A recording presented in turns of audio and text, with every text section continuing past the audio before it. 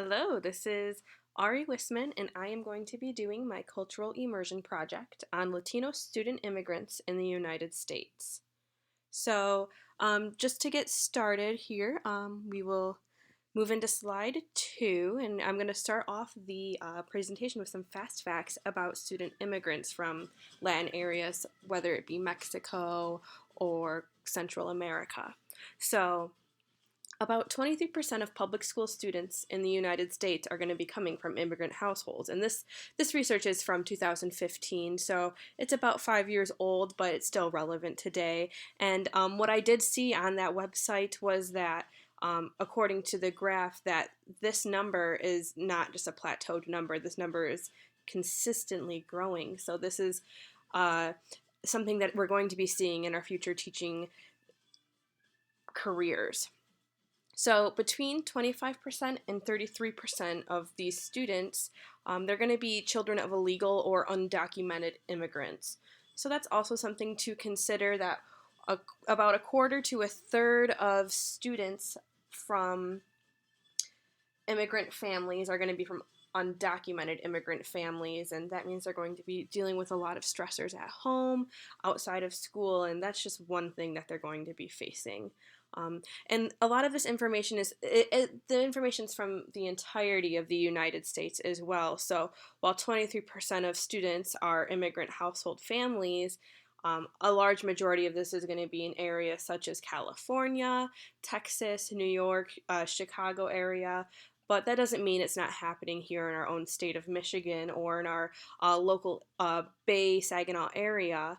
But you do see immigrant families more commonly in urban areas where there is more workforce available. Another fast fact is that immigration has added a large percentage of low-income students to public schools. In 2015, 28% of immigrant student households lived in poverty, and immigrant students accounted for 30% of all of the poverty students in the United States. So these students are not only dealing with immigration issues and family issues at home, they're also dealing with other home issues such as poverty and maybe not having the greatest quality of life. However, I do believe that most of these families who immigrated came due to financial reasons or health reasons, to escape from their previous countries. So while they are still considered poverty in the United States, they are living a higher standard of life than what they were from their previous location. Okay, another fast fact. Immigration has led to an enormous growth of students who speak a foreign language. This is great. We're adding a different type of diversity into our classrooms, and it is growing ever and ever more as immigration grows in our classrooms. Many public schools are struggling, however, to work with these large masses of English language learners, and that in hand can create major challenges. Teachers don't necessarily know how to teach English language learners. They aren't taught through their college education how to work with these students, or they aren't offered any resources or tips on how to work with these students. This is obviously a major issue that educators are facing today, and luckily I'll offer some tips and ideas on how you can work with these English language learners in your classrooms.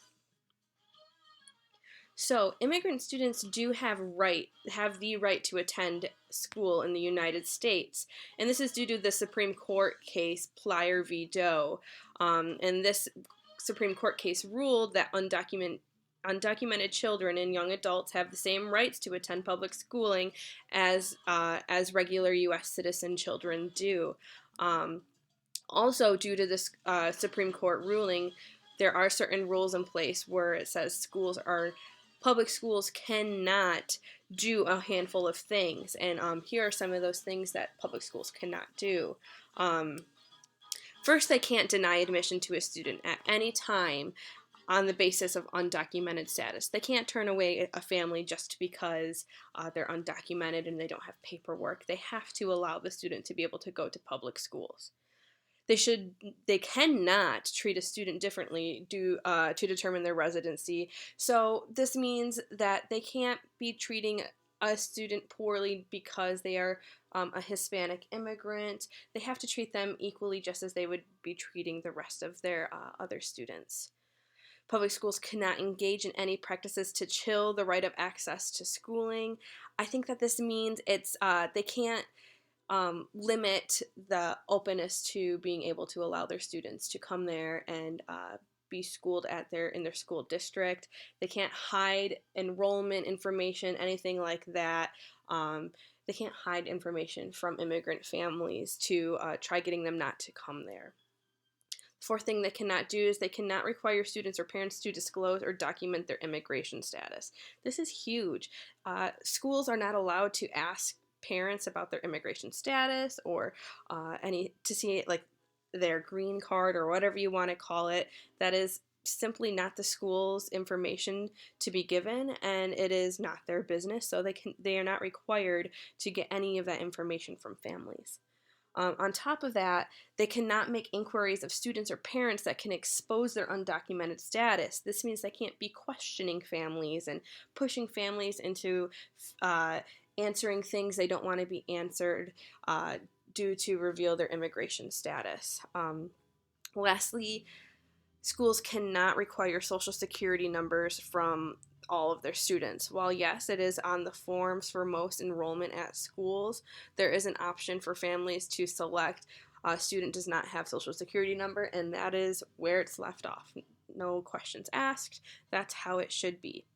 Now, whether or not schools follow these rules is a different scenario. While yes, this is the law, this is how schools should be approaching immigration and students who are coming from immigrated families, there is going to be schools who probably try tiptoeing around some of these rules and put families in very awkward positions, which is terrible, but it is a hard reality that immigrated families face. So here are a couple tips on how to accommodate immigrant students. You can offer group classes with other English language learners. So I saw that lots of schools offer like a morning, like 20-minute class where it's a group for students who maybe speak Spanish, and they're with other students who speak Spanish so they can kind of catch up on either their school day before or kind of ask questions about how to do something at school. And this offers them a sense of home, a sense of family inside of the school so they don't feel so left out and ostracized. As a teacher, you can present information with many visual cues. You can use pictures, you can use your hands, gestures, smile, frown, that sort of thing to ensure that you are teaching your students with English language learning disabilities to make sure they understand what's going on in class. Another thing on top of this is to make sure that if you do have an English language learner in your classroom, to speak slowly and kind of check on them and kind of make eye contact as much as possible to ensure that you can see that they are understanding somewhat what is going on. Another thing you can do as a teacher is to make your students feel included. Celebrate their home countries in your classroom. You can decorate your classroom with cultural artwork, cultural music, that sort of thing, to kind of make them feel like they are in their home country and they don't feel as if they are an outsider in your classroom. You want them to feel welcome. And that also means you should be respecting your students' culture and upbringing. They may have a different home life than what were raised to know, and I mean, this is a great opportunity to learn from your students and ask them questions, ask them about what their life is like at home. But different cultures have many different ways of life. Sometimes their family is very important in their life, and that's kind of number one next, and then school comes after family. So there's a lot of different implications that comes along with culture, and it's important as a teacher that you are able to kind of respect your students' culture and upbringing and ensure that they feel welcome.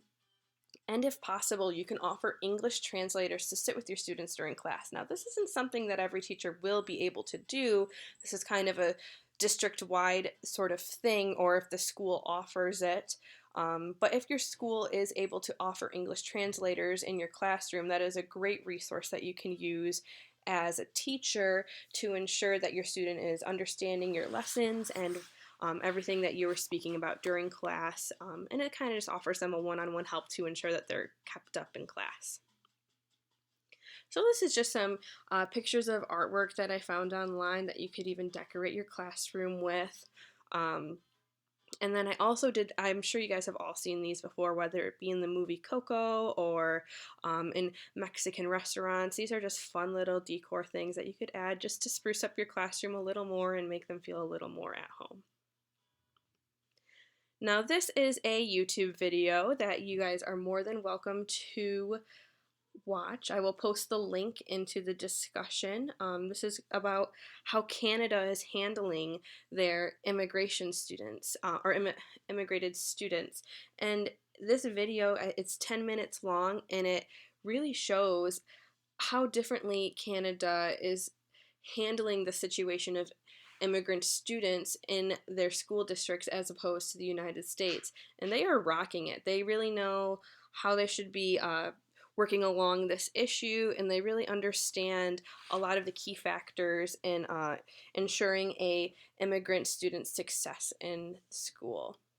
So I kind of summarized a few of the key points that we learned from the video.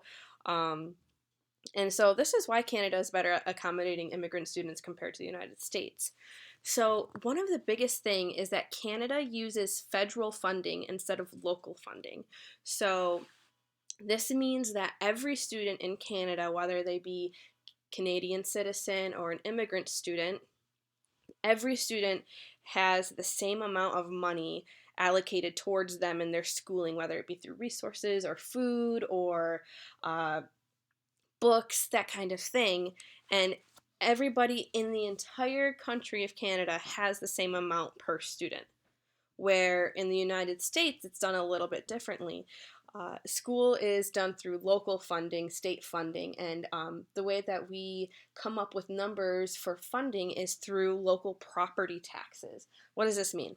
So this means that every student gets a certain amount of money from the budget, from the state or the government budget, but the amount of money that they are being offered is coming from the certain rationalized number from the local area and the local area's property taxes. To kind of put this into perspective for something we might understand is here in Michigan, students from Flint, Michigan are only being budgeted money from the property taxes and home values from Flint, Michigan. Think about that for a second, and then kind of switch your focus to Midland, Michigan, where students are given their single budget per student from property taxes in Midland, Michigan. Now, home values in Midland, Michigan are much higher than home values in Flint, Michigan. So that means that per student is going to get much more money in Midland for their schooling as opposed to students in Flint who are getting much less money than the students in Midland.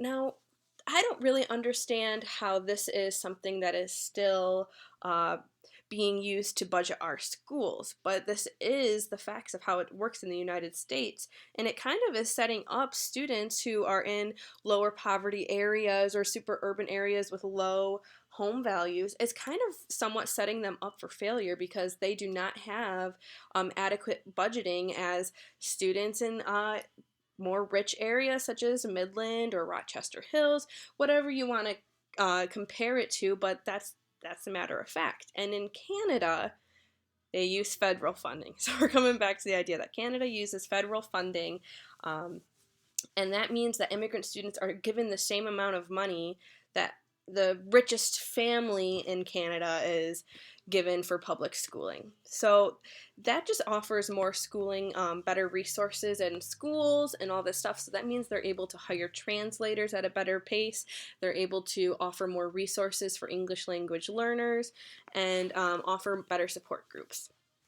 Also, Canada schools promote mental health and well-being in class, and their schools offer multiple distressor tools for immigrant students.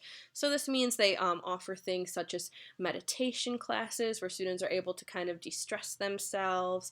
They also offer school psychiatrists at a higher ratio than schools in the United States, so that the students have somebody to talk to and have a way to de-stress, because obviously immigrant students are going through a lot of stress at home already, and this is just something that can ease that up a little bit.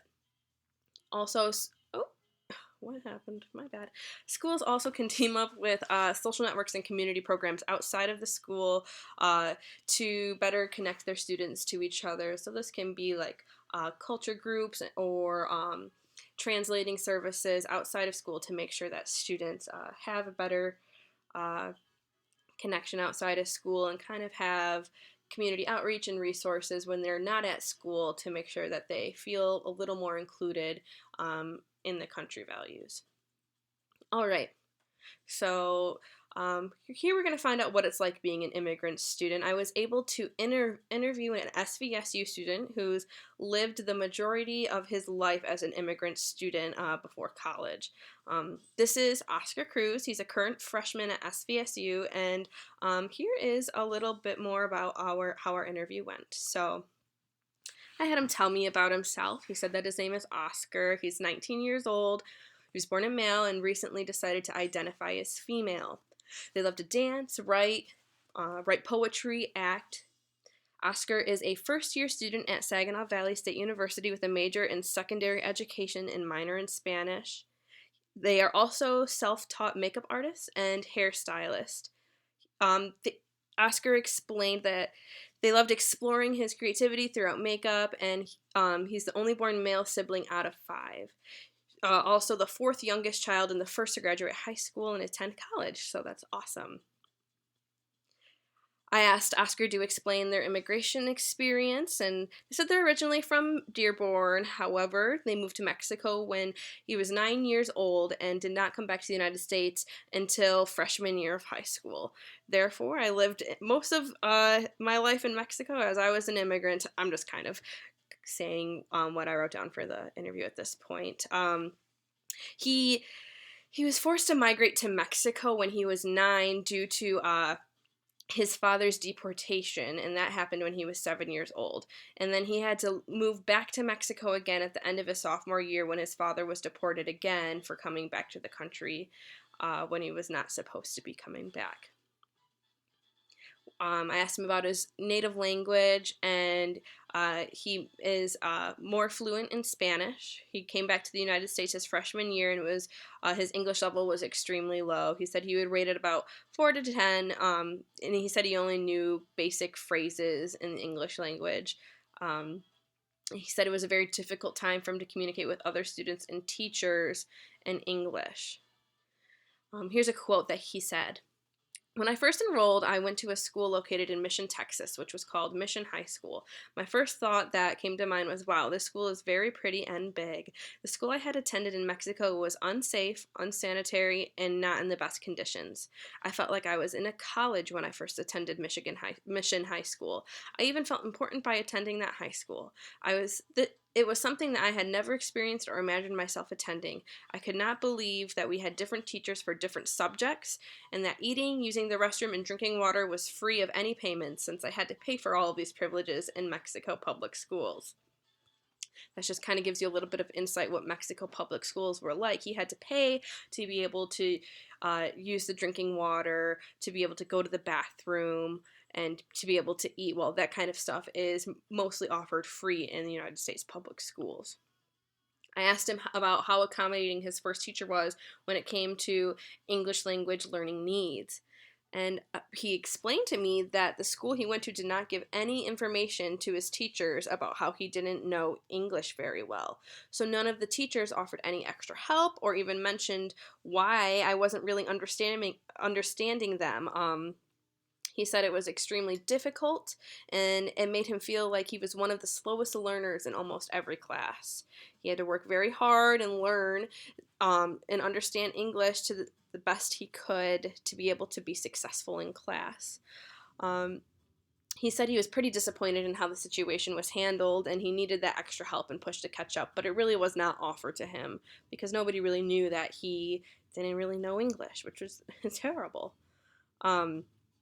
I asked him what were some of the biggest differences between the school that he attended in Mexico and in the United States. He said the education itself was probably the biggest difference. Teachers in Mexico do not receive a good salary.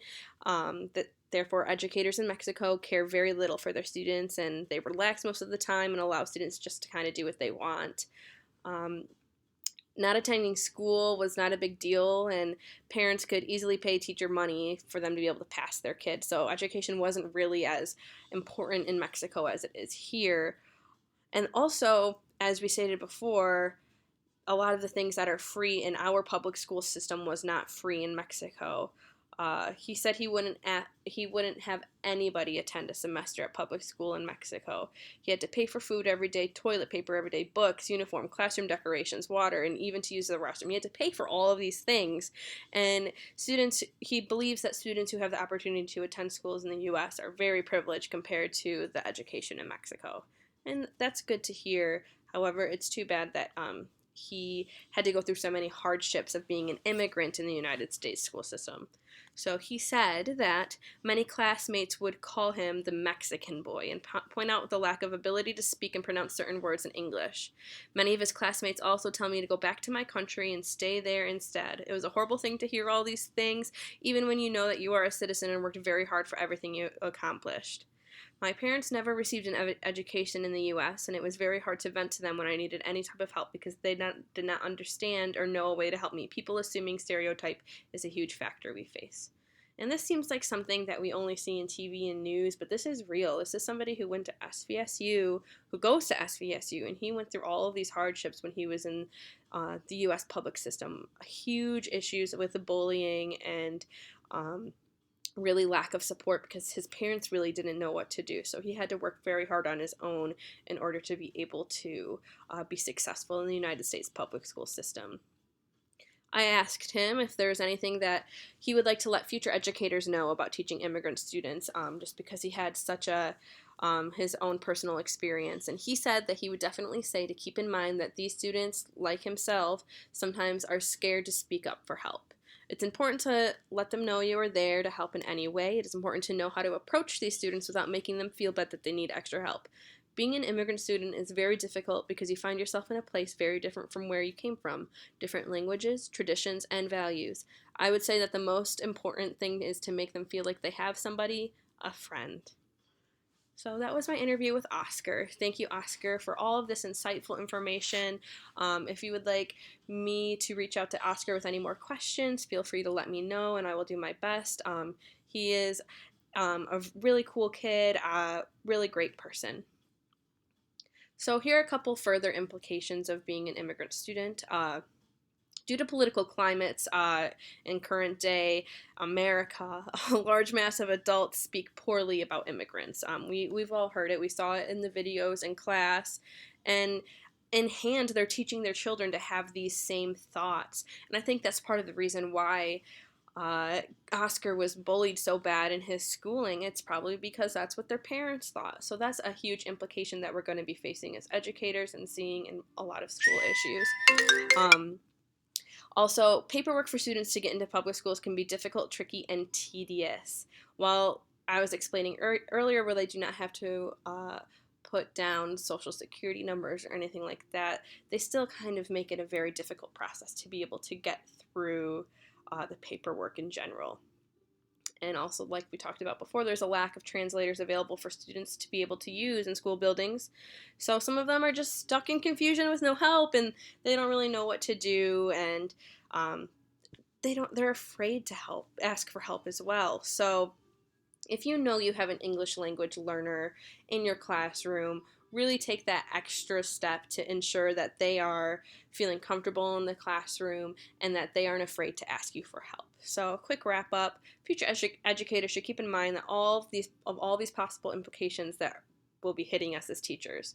There's most likely going to be a time where we're going to be teaching an English language learning student, and we should be ready with resources to be able to help the students in any way we can. Be a friend for these students in a very confusing and hard time in their lives because they might not have anyone. Here are my resources, and I hope you enjoyed my presentation, everybody. Have a great day. Thank you.